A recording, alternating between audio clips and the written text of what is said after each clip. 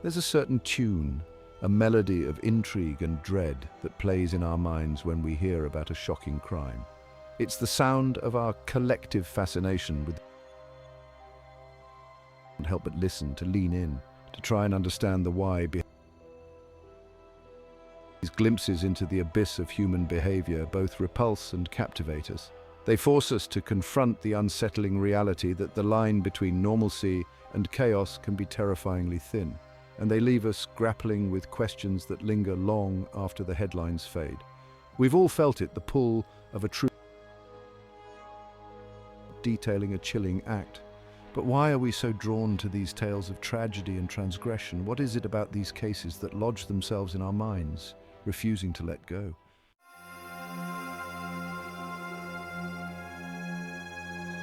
Some crimes transcend the ordinary, searing themselves into the fabric of our collective memory. They become more than just news stories. They evolve into cautionary tales, cultural touchstones, and reminders of the fragility of peace. These are the cases that keep us up at night, the ones that spark debates around dinner tables and water coolers. They challenge our assumptions about justice, morality, and the very nature of good and evil. From the calculated cruelty of Michelle Carter's text messages to the chilling motive of Brenda Spencer's schoolyard rampage, these cases expose the dark undercurrents that exist within society. They force us to confront the uncomfortable reality that monsters don't always lurk in the shadows.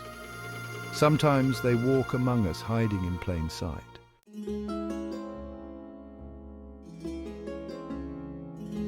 In this exploration of 5 shocking crime cases that shook America, we will delve beyond the sensational headlines and into the heart of these stories.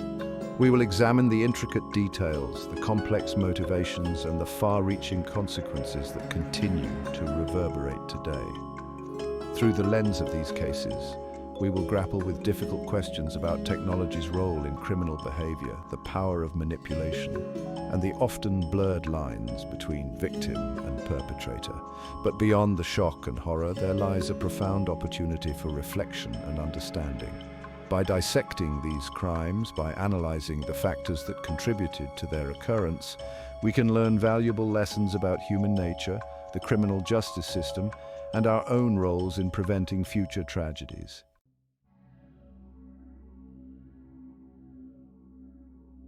The year was 2014. The world was just beginning to grasp the pervasive power of smartphones and social media. Little did we know, a tragedy was unfolding in quiet Massachusetts. A tragedy that would expose the dark side of digital communication and challenge our very understanding of criminal responsibility. At the center of this storm was Michelle Carter, a seemingly ordinary teenager, and Conrad Roy, a young man battling his inner demons. Their relationship, fueled by text messages and late-night phone calls, was a complex tapestry of emotional support and toxic codependency. Conrad, struggling with depression and suicidal thoughts, found solace in Michelle's virtual presence. But as his cries for help grew louder, Michelle's responses took a sinister turn. Instead of seeking help for Conrad, instead of guiding him towards the light, Michelle's words became shrouded in darkness.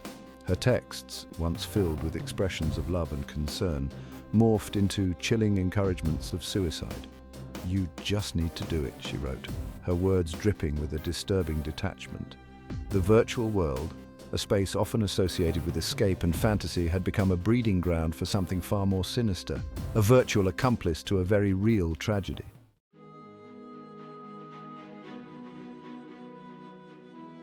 Section 2, a toxic love story. The relationship between Michelle Carter and Conrad Roy was anything but typical. Separated by miles, their connection existed almost entirely within the digital realm.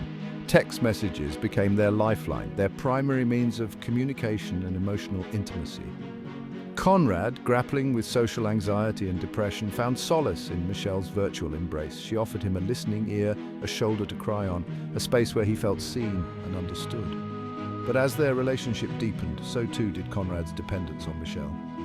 Michelle, on the other hand, seemed to relish in her role as Conrad's confidant and savior. Her texts, often laced with flattery and manipulation, painted her as the only one who truly understood his pain. She encouraged his darkest thoughts, feeding his despair with words that chipped away at his will to live. Their virtual conversations became a toxic cocktail of emotional vulnerability and calculated cruelty. Michelle's words, delivered through the impersonal glow of a smartphone screen, held a dangerous power over Conrad's fragile state of mind.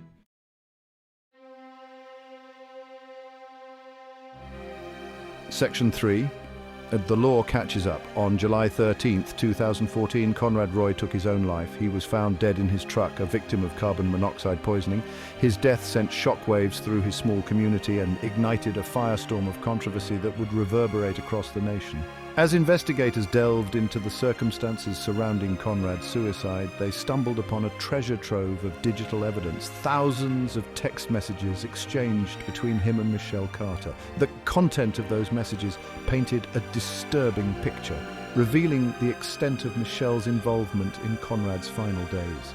The prosecution argued that Michelle's words, her relentless encouragement of Conrad's suicidal thoughts, constituted involuntary manslaughter. They painted her as a manipulative puppet master, using technology to control and coerce Conrad into taking his own life. The defense, however, maintained that Michelle was a troubled teenager herself, struggling to cope with her own emotional baggage.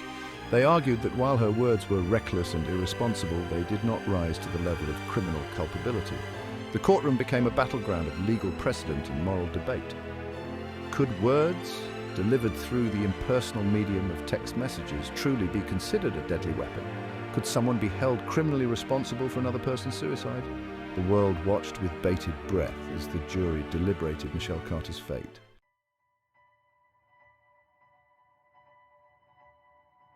Section 1. Picture Perfect. The desert sun beat down on Mesa, Arizona, a stark contrast to the chilling discovery that would soon rock the community.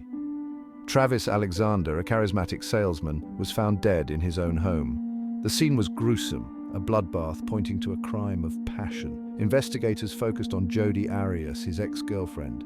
Jodi, with piercing blue eyes and a disarming demeanor, had once been the object of Travis's affection. Their relationship was intense and tumultuous, documented in countless photographs. Beneath the veneer of their romance lurked a toxic mix of obsession and control.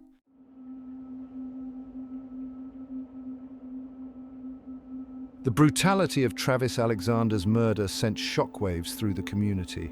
He had been stabbed nearly 30 times, his throat slit, a gunshot wound to the head. As investigators dug deeper, a web of lies and inconsistencies began to unravel. Jodi changed her story multiple times, claiming a home invasion. But her story, riddled with holes, failed to hold up under scrutiny. Evidence, including a camera with deleted images, pointed directly to her involvement.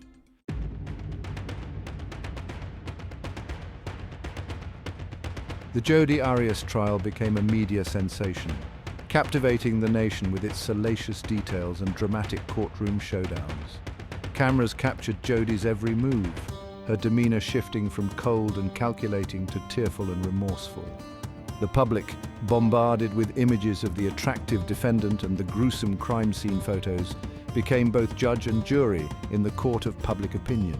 Social media exploded with commentary, hashtags like #JodiArias and #Justice4 Travis trending nationwide. Pundits debated the finer points of the case, dissecting Jodi's body language and speculating on her guilt or innocence. The line between factual reporting and sensationalized entertainment blurred, the trial transforming into a macabre reality show that played out on television screens and computer monitors across the country. The prosecution, led by the tenacious Juan Martinez, presented a mountain of evidence, highlighting Jodi's changing stories, the forensic evidence linking her to the crime scene, and the sheer brutality of the murder. They argued that Jodi, driven by jealousy and a desire for revenge, had planned and executed Travis's murder with cold-blooded precision. The defense, spearheaded by the experienced Kirk Nurmi, countered with a narrative of self-defense, portraying Jodi as a victim of domestic violence pushed to her limit by Travis's controlling and abusive behavior. They argued that Jodi, fearing for her life, had acted instinctively to protect herself from further harm. In the quiet town of Derry, New Hampshire, the 1990 murder of Greg Smart captivated the nation. At the heart of this tale was Pamela Smart and her teenage lover, Billy Flynn. Their secret romance spiraled into a deadly conspiracy. Pamela, married to Greg, was drawn to Billy, a student at her high school.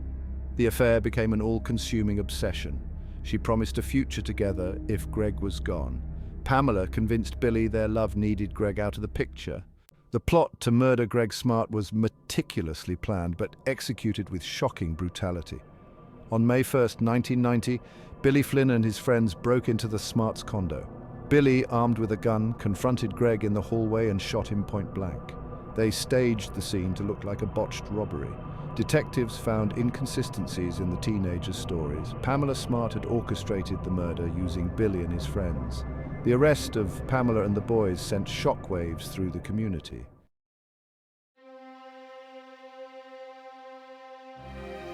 The Pamela Smart case quickly became a media sensation, drawing national attention. The trial, starting in March 1991, was broadcast live, making it one of the first high-profile cases with extensive media coverage. Viewers were riveted by the courtroom drama and testimonies. Pamela Smart claimed innocence, admitting to an affair but denying involvement in the murder plot. The prosecution depicted her as manipulative, using her charm to seduce a teenager into committing murder. Found guilty, she was sentenced to life without parole. The case inspired books, documentaries, and a Hollywood film, To Die For, starring Nicole Kidman. January 29th, 1979 dawned like any other winter morning in San Diego, California. Children, bundled in their warmest coats, made their way to Grover Cleveland Elementary School.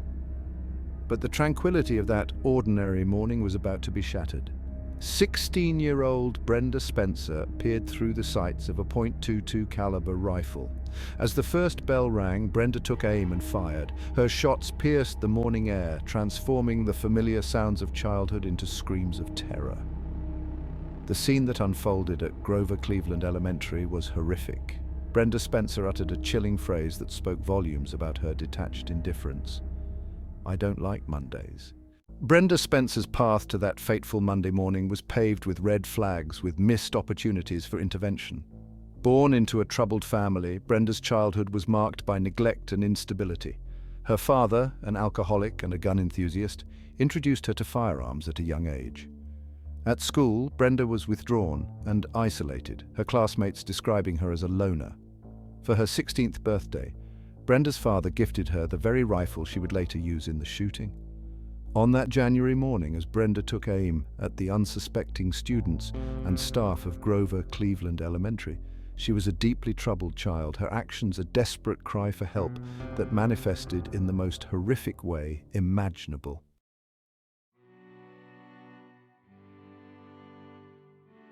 The shooting at Grover Cleveland Elementary School sent shockwaves across the nation. Its impact felt far beyond the borders of San Diego.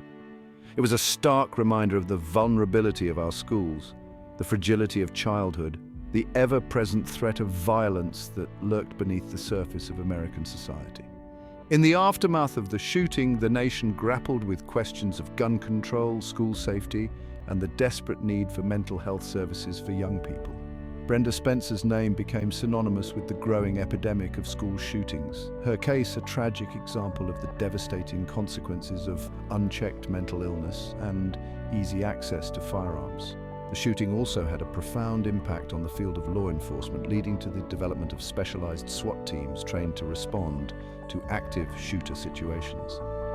Schools across the country implemented new security measures, from metal detectors to security guards, in a desperate attempt to prevent similar tragedies from occurring. But perhaps the most enduring legacy of the Grover Cleveland Elementary School shooting is the ongoing debate about how to prevent such tragedies from happening again. It is a debate that continues to rage today, fueled by each new act of school violence, a debate that forces us to confront uncomfortable truths about our society, our values, and our collective responsibility to protect our children.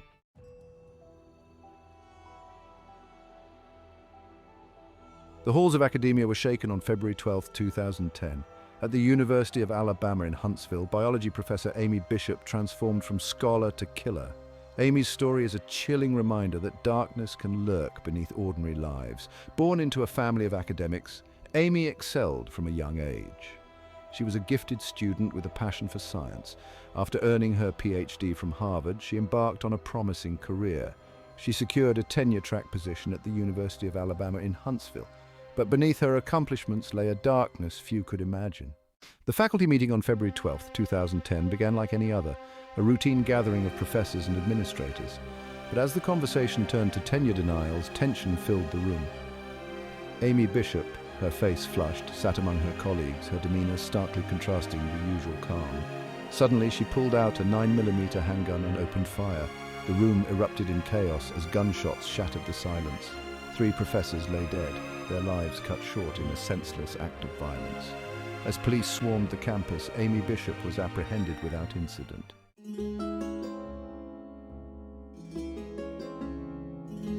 The shooting at the University of Alabama in Huntsville sent shockwaves across the nation, its ripple effects reaching far beyond academia.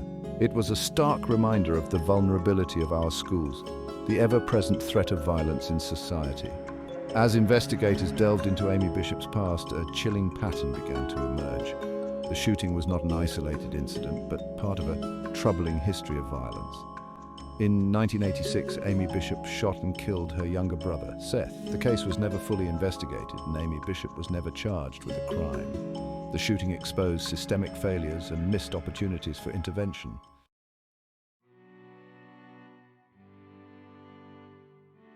As we step back from the raw details and shocking headlines, a chilling truth settles in. These stories share a common thread, woven from the darker strands of human nature. Each case offers a glimpse into the complexities of human behavior and the fine line separating sanity from madness. These cases serve as stark reminders of life's fragility and the potential for darkness. They challenge us to confront uncomfortable truths about ourselves and our societies, and about the systems designed to protect us from the monsters among us. By studying these cases, we gain insights into the human psyche and the warning signs of violence. These cases offer an opportunity for reflection and a renewed commitment to creating a safer world. For more stories that delve into the depths of human nature, follow our channel, like this video, and subscribe for more. Together we can stay informed and vigilant.